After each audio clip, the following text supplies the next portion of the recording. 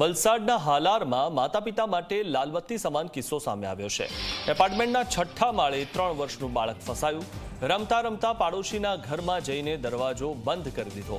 મહિલા કપડાં સૂકવવા જતા બાળકનું ધ્યાન ન રહ્યું। જે ઘરમાં બાળક ફસાયું ત્યાં ગેસ પણ ચાલુ હતો। સ્થાનિકોએ ફાયર વિભાગને જાણ કરતા આ બાળકનું રેસ્ક્યુ કરવામાં આવ્યું હતું।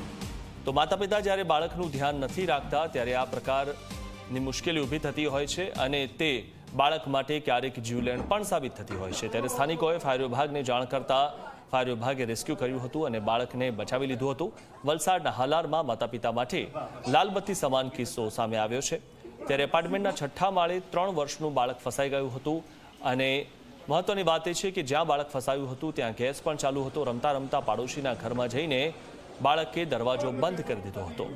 ત્યારે મહિલા કપડાં સૂકવવા જતાં બાળકનું ધ્યાન ન રહ્યું। આ વિશે વધુ માહિતી મેળવી અમારા સંવાદદાતા ઉમેશ પાસેથી। ઉમેશ, વારંવાર આ પ્રકારના કિસ્સાઓ સામે આવતા હોય છે કે જેમાં માતા પિતાને બાળકનું ધ્યાન ન રાખતા બાળક મુશ્કેલીમાં ફસાઈ જતું હોય છે। ગઈકાલે પણ એક ઘટના ઘટી હતી સુરતમાં, ત્યારે આ હવે બીજી એક ઘટના ઘટી છે। શું વધુ માહિતી?